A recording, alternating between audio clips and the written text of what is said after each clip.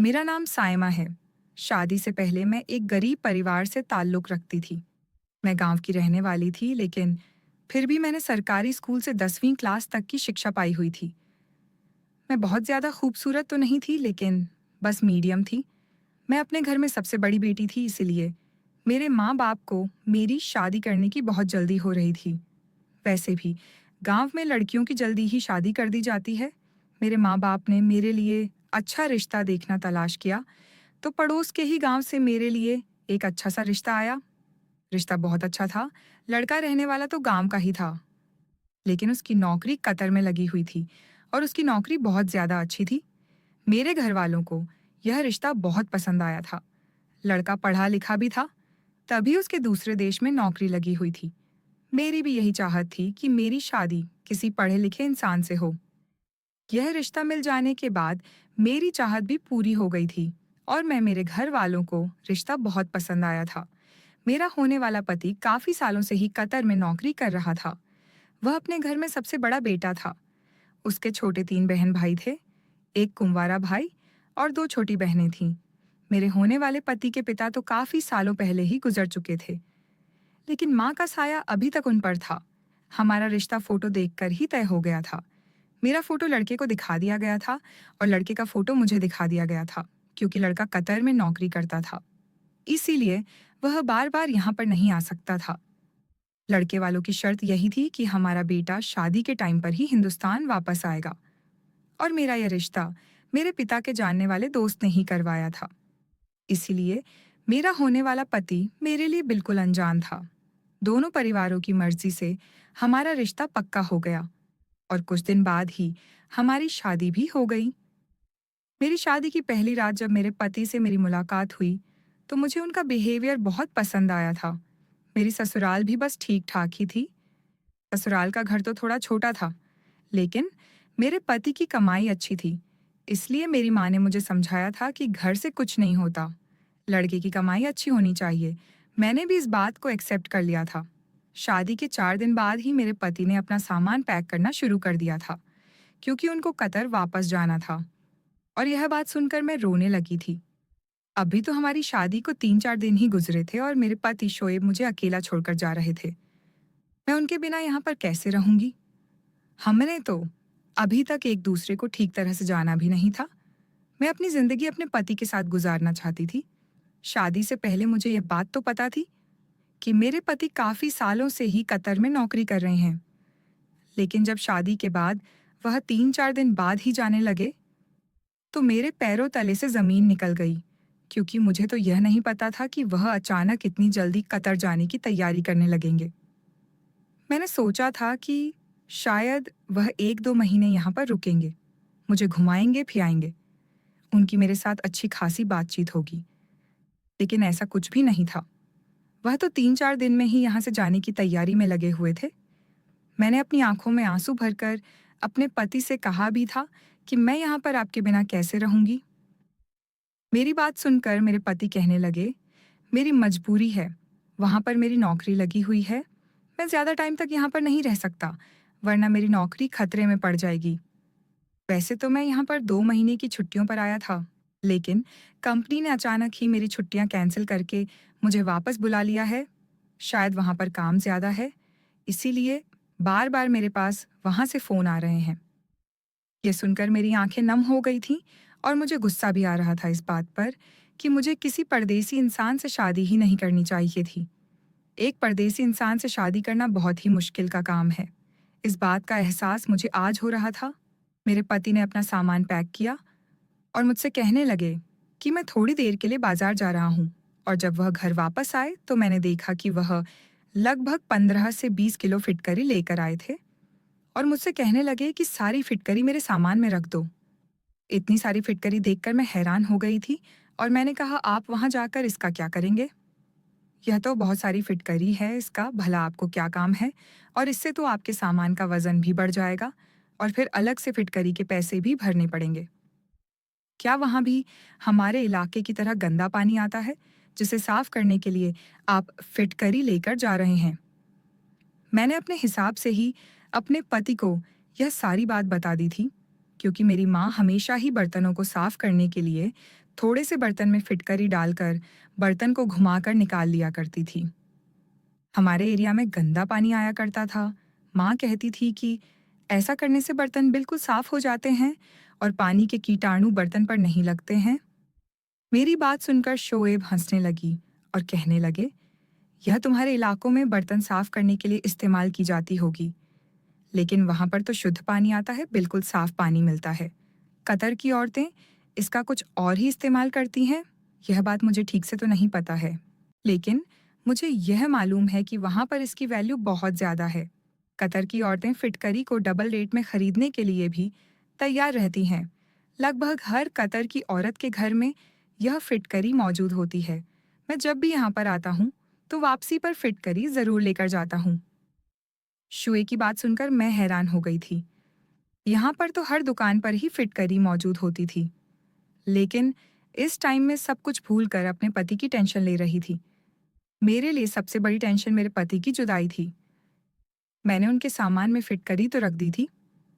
मैंने रोते हुए शुएब से कहा कि जितनी जल्दी हो सके मुझे भी तुम अपने पास बुला लेना। मैं शुएब को देखकर इतनी बुरी तरीके से रो रही थी कि मेरे आंसू रुकने का नाम ही नहीं ले रहे थे। अभी तो हम दोनों ने अपनी खूबसूरत जिंदगी की शुरुआत भी नहीं की थी और इतनी जल्दी जुदाई का टाइम भी आ गया था। शुएब के बिना ससुराल में रहने का सोच कर ही मुझे अंदर से घुटन महसूस हो रही थी। मुझे इस तरह रोता हुआ देखकर शुभ कहने लगे, तुम ज्यादा परेशान मत हो, वहां जाते ही मैं तुम्हें बुलाने का इंतजाम कर लूंगा। मैं जानती यह सारे झूठे बहाने हैं, लेकिन सिवाय आंसू बहाने के मेरे पास और कोई चारा भी नहीं था। मेरी दोनों छोटी नंदें बहुत ही ज्यादा चालाक थीं। सास तो बीमार रहती थी, इसीलिए अपने कमरे से ज्यादा बाहर निकल कर भी नहीं आती थी, लेकिन मेरी दोनों नंदें हर टाइम मुझ पर निगाह रखती थी। उन्हें मेरे आंसू ड्रामेबाजी लगते थे। उनका कहना था कि वह भी तो अपने भाइयों की इतने सालों से जुताई बर्दाश्त कर रही है। खैर, शोएब मुझे छोड़कर चले गए थे, लेकिन जब भी उनका फोन आता था, उनकी बहनें फोन पर अपने भाई से मेरी बहुत ज्यादा बुराइयां किया करती थीं। वो इन सब बातों से बहुत तंग आ गए थे। मेरे पति भी मेरे बिना तड़प रहे थे। वह रोज मुझसे फोन पर बातें किया करते थे और कहते थे, साइमा, तुम्हारे बिना मेरा दिल नहीं लगता। मुझे तुम्हारी बहुत याद आती है, तुम्हारे साथ बिताए हुए वह 3-4 दिन मुझे अभी तक बहुत याद आते हैं, लेकिन अगले ही पल मैं उदास हो जाता हूँ। और फिर एक दिन मेरे पति ने मुझे कुछ ऐसा बताया कि जिसे मैं सुनकर बहुत ज्यादा खुश हो गई थी। उन्होंने मुझे बताया कि वह मुझे अपने पास कतर बुला रहे हैं। वह सारी कार्यवाही कर चुके हैं। उन्होंने मेरे डॉक्यूमेंट भी भेज दिए थे। यह सुनकर जहां मैं खुश हो रही थी, वहीं पर मेरी नंदों के चेहरे का रंग बदल गया था। वह चाहती थी कि उनका भाई उन्हें भी कतर बुला ले, लेकिन मैंने अपनी नंदों को नजरअंदाज करके जल्दी जल्दी अपनी जाने की तैयारी शुरू कर दी। मैंने शोएब से पूछा, क्या आपके लिए यहाँ से कोई भी सामान लेकर आऊं? तो शोएब ने मुझसे कहा, तुम मेरे लिए 20 किलो फिटकरी लेकर आना। ये सुनकर मैं हैरान हो गई थी। अभी तो कुछ टाइम पहले ही शोएब 15 से 20 किलो फिटकरी लेकर गए थे। अब फिर से 20 किलो फिटकरी तो बहुत ज्यादा होती है। मेरा अपना सामान भी अच्छा खासा था। ऊपर से 20 किलो फिटकरी रखने की वजह से मुझे बहुत ज्यादा वजन की वजह से पैसे चुकाने पड़े थे। और मैं सोचने लगी, पता नहीं इतनी सारी फिटकरी का यह कतर की औरतें क्या करती हैं। मेरे लिए इतना भारी सामान संभालना बहुत मुश्किल हो रहा था। कुछ घंटे के सफर के बाद मैं कतर अपने पति के पास पहुंच गई थी, मगर एयरपोर्ट पर स्वेब को देखकर मेरी खुशी की हद नहीं रही थी। मेरे पति ने मुझे देखते ही पहला सवाल यही पूछा कि तुम फिटकरी लेकर आई हो या नहीं। उनकी यह बात सुनकर मेरा दिल टूट गया था। उन्हें मुझसे मिलने से ज्यादा फिटकरी की चिंता हो रही थी, जबकि मैं उनसे मिलने के लिए बहुत ही ज्यादा बेताब थी। मैंने खामोशी से फिटकरी से भरा हुआ थैला निकालकर उनको दे दिया, लेकिन ना जाने वह फिटकरी किसको देकर आ गए थे। वापसी पर उनके पास बहुत सारे पैसे थे। जब वह मुझे अपने फ्लैट पर लेकर गए थे, वह मुझे बहुत ज्यादा प्यार करने लगे और मुझसे बहुत अच्छे से पेश आ रहे थे। अब मुझे उनसे सवाल करने का मौका ही नहीं मिला, और फिर बाद में मैं भूल गई थी कि वह फिटकरी का आखिर करते क्या हैं। थोड़ी देर बाद जब बातों ही बातों में फिटकरी का कोई जिक्र आया, तो मैंने अपने पति शुएब से पूछा कि आखिर आप फिटकरी किसको देकर आए हो। मैं अपने पति की बातों में सब कुछ भूल गई थी। सच कहूं तो मुझे विश्वास ही नहीं हो रहा था कि मेरे पति ने मुझे अपने पास बुला लिया है। 2 महीने मैंने अपने पति के साथ बहुत ही अच्छे गुजारे थे। 2 महीने किस तरह से अपने पति के साथ हंसी खुशी गुजर गए थे मुझे पता ही नहीं चला था, लेकिन 2 महीने पूरे होते ही मेरे पति मुझसे कहने लगे, अब तुम्हें यहाँ पर रखना मेरे लिए पॉसिबल नहीं है। बेहतर यही होगा कि तुम वापस ही हिंदुस्तान चली जाओ। शोएब की बात सुनकर मैं हैरान रह गई थी और मेरे होश उड़ गए थे। मैंने कहा, यह आप कैसी बातें कर रहे हो? आपके बिना मेरी वहां पर कोई जिंदगी नहीं। मैं तो अपने सब रिश्तेदारों से कहकर आई हूँ कि अब मैं हमेशा आपके साथ कतर में ही रहूंगी। वैसे भी मैं वहां जाकर क्या करूंगी? तो वह कहने लगे कि यहाँ के खर्चे बहुत ज्यादा हो गए हैं और घर भेजने के लिए भी पैसे नहीं बच रहे। मुझे अपने परिवार का भी खर्च उठाना है। मेरी माँ बार बार पैसों के लिए फोन कर रही है और बहनों की भी स्कूल की फीस जमा करनी है। वह भी मुझे रोज फोन कर करके तंग कर रही है और तुम्हारे यहाँ पर होने की वजह से मेरे सारे पैसे खर्च हो जाते हैं। मैंने गुस्सा करते हुए अपने पति से कहा कि अगर ऐसी ही बात है तो फिर मैं भी यहाँ पर कोई नौकरी कर लेती हूँ। मैं अपना खर्च खुद उठा लूंगी, लेकिन अब मैं तुम्हें छोड़कर यहाँ से वापस नहीं जाऊंगी। मैं वहां पर अकेले जिंदगी नहीं गुजार सकती। मेरी बात सुनकर शोएब कहने लगे, तुम्हें भला क्या काम आता है? तुम क्या नौकरी करोगी? यहाँ पर बहुत देर तक सोचने के बाद मैंने स्वैप से कह दिया कि मुझे लोगों के घरों में झाड़ू बर्तन ही क्यों ना करना पड़ जाए, मैं सब कुछ कर लूंगी, मगर यहाँ से वापस नहीं जाऊंगी। शोएब को मेरी बात मजाक लगने लगी थी, लेकिन मैंने आसपास के फ्लैट वालों से कहकर कुछ फैमिली में घर का काम तलाश कर लिया था।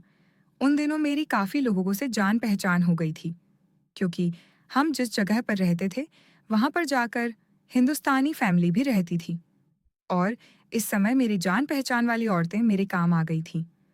2-3 ऐसी फैमिली थी जिन्हें खाना बनाने के लिए एक औरत की तलाश थी, इसलिए उन्होंने मुझे अपने घर काम करने के लिए रख लिया। मेरी जान पहचान वाली फैमिलीज ने मुझे बताया कि कतर के लोग भारतीय लोगों के हाथ का खाना खाना बहुत पसंद करते हैं और सिर्फ भारतीय औरतों को ही खाना पकाने के लिए रखना उनके लिए सबसे पहली पसंद होता है। मुझे 3-4 घरों में एक साथ काम करने का मौका मिल गया था। मैं इस बात से बहुत खुश थी और मेरी खुशी की कोई हद नहीं रही थी। किसी के घर मुझे सिर्फ खाना पकाने की नौकरी मिल गई थी, तो किसी के घर सिर्फ झाड़ू बर्तन करने की नौकरी मिली थी। मुझे काम करने के अच्छे खासे पैसे मिल रहे थे, जिसमें आसानी से मैं अपने पति शोएब के साथ रह सकती थी। खाना पकाना तो मैं पहले से ही जानती थी, क्योंकि कुकिंग में तो मैं शादी से पहले से ही बिल्कुल परफेक्ट थी। मैं रात को जब शुएब घर पर लौटे और मैंने उन्हें बताया कि मुझे आसपास के घरों में खाना बनाने की और साफ सफाई करने की नौकरी मिल गई है और उन लोगों ने मुझे अपने घर पर काम पर भी रख लिया है, यह बात सुनकर मेरे पति हैरान रह गए थे और कहने लगे, तुमने तो सच में ही काम ढूंढ लिया, लेकिन मैं तुम्हें दूसरों के घर जाकर काम करने की परमिशन नहीं दे सकता। शोएब ने मेरी सारी खुशी खाक में मिला दी थी, लेकिन मैं इतनी आसानी से हार मानने वाली नहीं थी। शुएब की बात सुन सुनकर मैं जोर जोर से रोने लगी। मेरे आंसुओं ने शुएब के दिल को मोम कर दिया था। अब खुद भी वह मेरे बिना नहीं रहना चाहते थे। मैं अच्छी तरह से जानती थी कि मेरी नंदे ही मेरे पति को बहका रही है, मुझे वापस हिंदुस्तान बुलाने के लिए उन पर दबाव डाल रही है और मजबूर होकर ही वह मुझे कतर से हिंदुस्तान वापस भेजना चाह रहे थे। लेकिन उनका मुझे भेजने का कोई मन नहीं कर रहा था। मैंने जानबूझकर इतना ज्यादा रोना धोना मचाया कि शयप ने मुझे काम करने की परमिशन दे दी। मेरी खुशी का कोई ठिकाना नहीं रहा था, क्योंकि अब मैं शोएब के साथ हमेशा यहाँ आराम से रह सकती थी। मैंने खुशी से शोएब को अपने गले से लगा लिया और मोहब्बत का इजहार किया।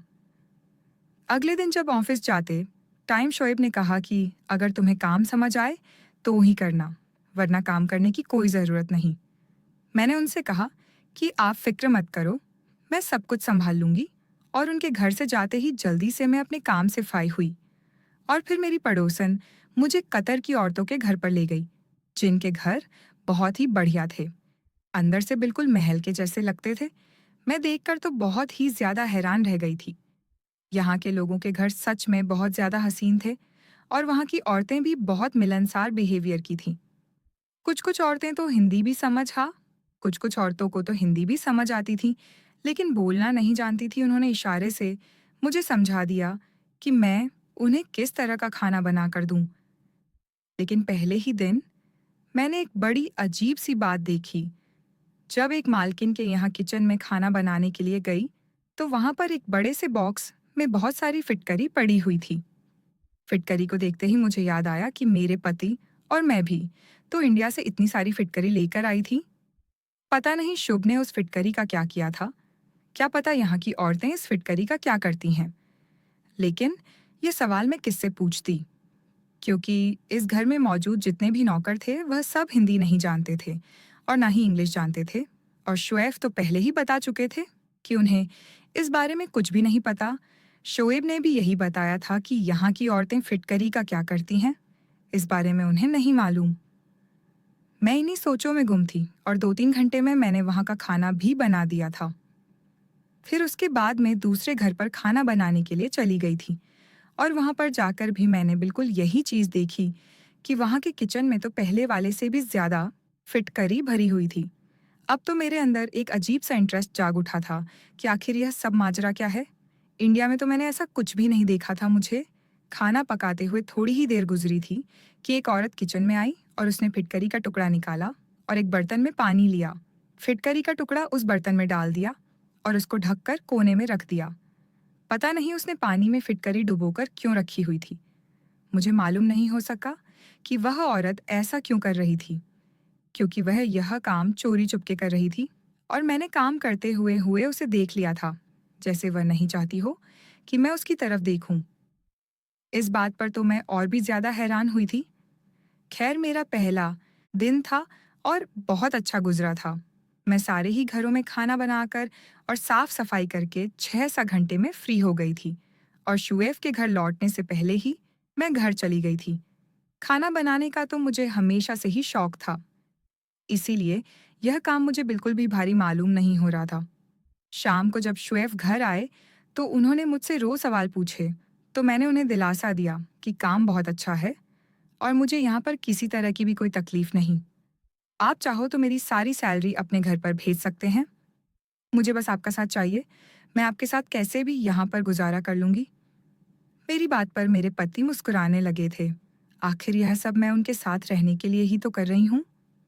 शोएब रात के खाने के बाद मुझे घुमाने के लिए बाहर लेकर गए।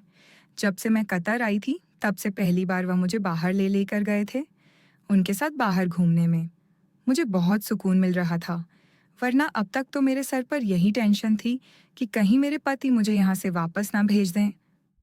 शोएब मुझे अपने साथ एक बड़े से मॉल में शॉपिंग कराने के लिए लेकर गए। इस रंगीन दुनिया में पहुंचकर मैं खोस ही गई थी। मॉल में बड़ी-बड़ी सोने की दुकान थी और यहाँ पर तो हर औरत ही ढेर सारा सोना पहने हुए थी। मैंने कभी किसी औरत को खुलेआम इतना सोना पहने हुए नहीं देखा था। मैंने अब तक यही समझा था कि शायद कतर में तो बड़े-बड़े घरों के अलावा कुछ भी नहीं है। लेकिन यहाँ पर तो लोगों ने कुछ ज्यादा ही तरक्की कर ली थी और आज पहली बार मैंने यहाँ का माहौल देखा था।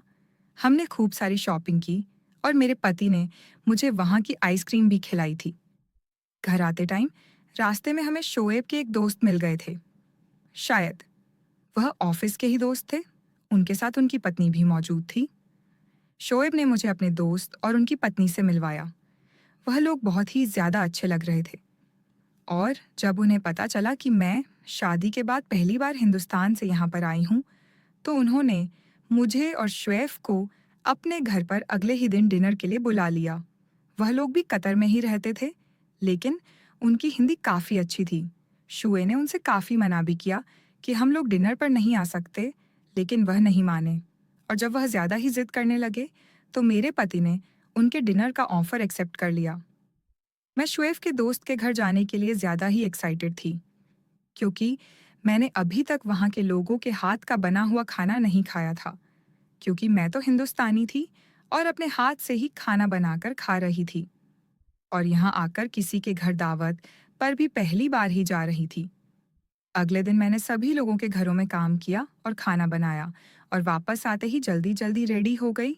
शेब कहकर गए थे कि वह जल्दी ही काम से लौट आएंगे और फिर हम लोग उनके दोस्त के घर जाएंगे। स्वेब के आते ही हम दोनों उनके दोस्त के घर के लिए निकल गए थे। उनके दोस्त और उनकी पत्नी ने बहुत ही अच्छी तरह से हमारा वेलकम किया था। मैं शुएब के दोस्त का घर देखती ही रह गई थी। घर बाहर से जितना खूबसूरत था, अंदर से भी उससे कई गुना खूबसूरत था। उनके 2 प्यारे से बेटे थे और एक छोटी सी 3 महीने की बेटी भी थी। छोटी बेटी को देखते ही मुझे उस पर बहुत ज्यादा प्यार आ गया था। स्वेब के दोस्त की पत्नी का नाम आयशा था। वह किचन में खाने की तैयारी कर रही थी। मैं भी उन्हीं के पास जाकर खड़ी हो गई। मुझे देखकर वह मुस्कुराकर कहने लगी कि भाभी, आप बैठ जाओ, मैं बस खाना तैयार करके आपके पास आती हूँ।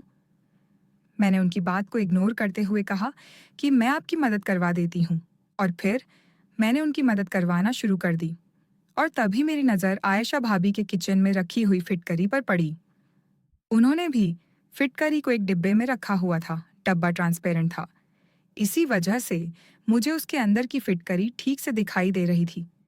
एक बार फिर से मेरे दिल में यही सवाल उठा कि आखिर यह कतर की औरतें फिटकरी का क्या करती हैं।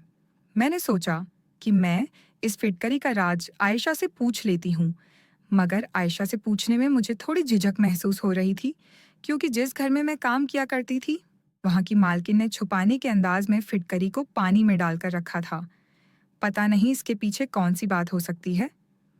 आयुष का ध्यान तो खाना बनाने में लगा हुआ था। अब मुझसे रहा नहीं गया, तो मैंने उनसे पूछ ही लिया कि यह फिटकरी यहाँ पर क्यों रखी हुई है? आखिर आप लोग कितनी सारी फिटकरी का क्या करते हो? हमारे यहाँ तो फिटकरी इतनी ज्यादा तादाद में किचन में नहीं रखी जाती। मेरी यह बात सुनते ही आयशा के चेहरे का रंग बदल गया और उसने जल्दी से फिटकरी के डिब्बे को उठाकर कबर्ड में रख दिया। उसका अंदाज भी बड़ा अजीब सा था। मेरी बात का जवाब दिए बिना ही वह खाना बनाने में लग गई, तो मैं भी खामोश हो गई, क्योंकि दोबारा पूछने की मुझ में हिम्मत नहीं रही थी और मुझे अच्छा भी नहीं लग रहा था। आयशा ने बहुत ही टेस्टी खाना बनाया था। दावत बहुत ही अच्छी रही थी। हम उन लोगों से परमिशन लेकर अपने घर लौट आए थे। हमें उनके घर जाना बहुत अच्छा लगा था, पर सारे रास्ते मेरे दिमाग में फिटकरी चलती रही थी। शोएब ने मेरा गुमसुम सा अंदाज देखा तो मुझसे पूछने लगे कि तुम्हें क्या हुआ है। मैंने शोएब को सारी बात बता दी कि किस तरह मैंने यहाँ पर काफी घरों में फिटकरी के बड़े बड़े डिब्बे देखे थे, और आज आयशा के किचन में भी बहुत सारी फिटकरी देखी थी, जो कि एक बड़े से डिब्बे में मौजूद थी। आखिर कतर की औरतें क्या करती हैं इतनी सारी फिटकरी का? मेरी बात सुनकर मेरे पति हंस पड़े और कहने लगे, तुम औरतें तो छोटी छोटी बातों पर सोच विचार करने लग जाती हो। आखिर यहाँ पर औरतें फिटकरी का कुछ भी करती हो, हमें उससे क्या मतलब है? लेकिन मुझे तो सच्चाई के बारे में जानना था, क्योंकि फिटकरी तो हमारे हिंदुस्तान में भी पाई जाती थी। वहाँ तो ऐसा कोई एक्सपेरिमेंट फिटकरी पर नहीं किया जाता था जितना यहाँ पर किया जाता है। शुएफ ने कहा कि चलो मैं ही तुम्हें पता करके इस बारे में बताता हूँ कि आखिर यहाँ की औरतें फिटकरी के साथ क्या करती हैं और इसके पीछे क्या राज है। धीरे धीरे दिन गुजर रहे थे। मेरा काम बहुत ही अच्छी तरह से जम गया था। मुझे वहाँ के लोगों में घरों में खाना पकाने की अब आदत सी हो गई थी। मेरे माता पिता की मुझसे हर दूसरे तीसरे दिन फोन पर बात होती रहती थी। जब से मैं शुएफ के पास आई थी, मेरी माँ को बहुत सुकून हो गया था। मैंने अपनी माँ से कई बार फिटकरी के बारे में बहुत सारे सवाल पूछे थे।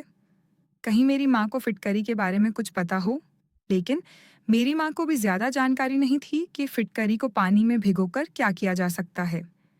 यह बात मेरे लिए बहुत ही ज्यादा हैरान कर देने वाली थी। मैं कतर में आकर पूरी तरह से सेट हो गई थी।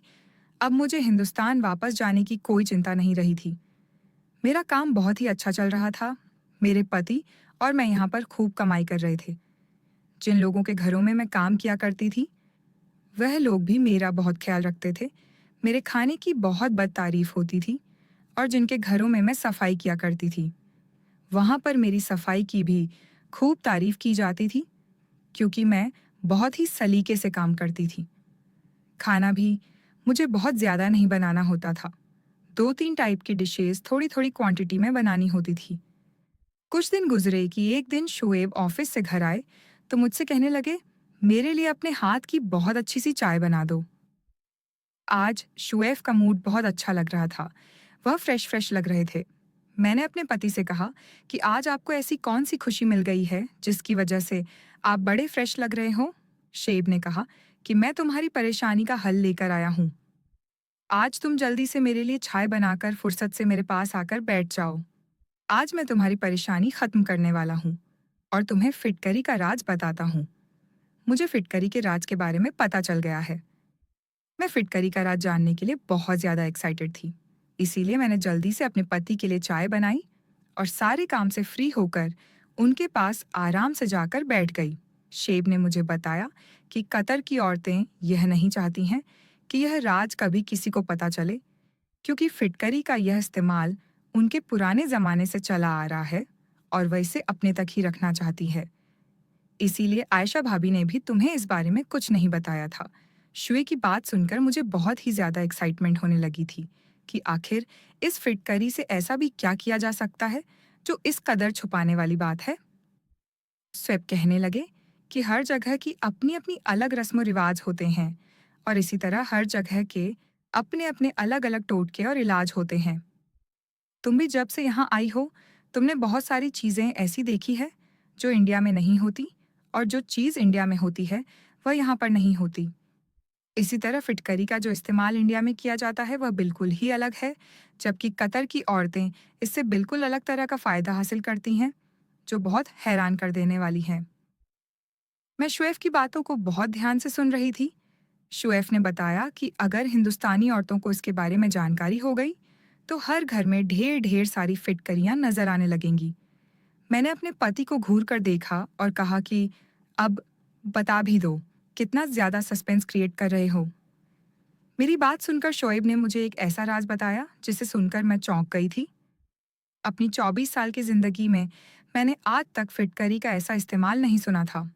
मैंने हैरानी से शोएब से पूछा, क्या आप सच कह रहे हैं? शोएब कहने लगे, हाँ बिल्कुल यही बात है। मैंने अपने कतर में रहने वाले बहुत करीबी दोस्त से इस बारे में पता किया है और उसने ही मुझे यह फिटकरी का राज बताया है। मेरा यह दोस्त वही है जिसे मैं इंडिया से फिटकरी लाकर महंगे दामों में बेच देता हूँ। इससे मुझे काफ़ी प्रॉफिट होता है, क्योंकि फिटकरी यहाँ पर भी बहुत ज़्यादा महंगी है और फिटकरी का इतना ज़्यादा इस्तेमाल होने पर यहाँ पर फिटकरी ज़्यादा आसानी से मिलती भी नहीं है। इसीलिए मैं जब भी इंडिया जाता हूँ तो वहाँ से फिटकरी ज़रूर लेकर आता हूँ और यहाँ पर महंगे दामों में बेच देता हूँ। यहाँ के लोग महंगे दाम में भी आसानी से फिटकरी को खरीद लेते हैं। और शुभ ने मुझे बताया कि कतर की औरतें पहले फिटकरी से एक खास तरह की दवाई तैयार करती हैं, जो उन्होंने अपने बुजुर्गों से तैयार करना सीखी है। पानी में कुछ सामान मिलाकर यह दवाई तैयार की जाती है और फिर फिटकरी को इस पानी में मिलाने के बाद कई दिन के लिए रख दिया जाता है। उसके बाद रोज सुबह को निहार मुंह पानी वाली फिटकरी को पीसकर इस्तेमाल किया जाता है। कतर की औरतें रोज सुबह को यह फिटकरी वाला पानी पीती हैं और इस दवाई का सेवन वह लगातार 3 महीने तक करती हैं और उनका मानना है कि इस तरह उनके पास बहुत ही खूबसूरत बच्चा पैदा होगा। जो कतर की औरतें पूरी लगन से उस दवाई को पीती हैं। औरतों और यह दवाई इसलिए भी काम आती है कि जो औरतें इस दवाई को निहार मुंह 3 महीने तक पीती हैं, उनके पास खूबसूरत बच्चा तो होगा ही, लेकिन बेटा ही पैदा होगा। इस दवाई को पीने से बेटे की ही पैदाइश होती है। ये बात मेरे लिए बहुत ही अनोखी थी और सच में शुए ने ठीक कहा था कि अगर हिंदुस्तानी औरतों को इस बारे में पता चल जाता, तो सब औरतें इसी टोटके को इस्तेमाल करना शुरू कर देती। मगर मुझे ये समझ नहीं आया था कि कतर की औरतें इस बात को इतना छुपाती क्यों हैं। मेरी बात सुनकर शुएब कहने लगे, हर किसी के अपने अलग तौर तरीके होते हैं और ज्यादातर औरतें बताना भी नहीं चाहती कि वह बच्चा पैदा करने के लिए टोटका माल कर रही है। उन्हें लगता है कि किसी को बताने से उनका टोटका खराब हो जाएगा। शुएब की बात सुनकर मैं अफसोस भरे शब्दों में कहने लगी कि मेरे पास तो अब फिटकरी भी नहीं है और ना ही मुझे यह दवाई बनाने का तरीका आता है। मेरी बात सुनकर शेब हंस पड़े और कहने लगे कि मुझे बस बच्चे की चाहत है, चाहे वह बेटा हो या बेटी, मुझे इस बात से कोई फर्क नहीं पड़ता। शुभ की सोच जानकर मुझे बहुत खुशी हुई थी कि दूसरे मर्दों की तरह उन्होंने बेटे की इच्छा जाहिर नहीं की थी। मैं अभी तक घरों में काम कर रही थी और कुछ ही दिनों में एक घर की मालकिन प्रेग्नेंट हो गई थी। मैंने अपने हिसाब से उनका खूब ख्याल रखना शुरू कर दिया था। और हैरत की बात यह थी कि उस औरत ने बेटे को ही जन्म दिया था। शायद उनकी बनाई हुई दवाई काम आ गई थी। कुछ ही दिनों में ऊपर वाले ने मुझे भी गुड न्यूज़ दे दी थी।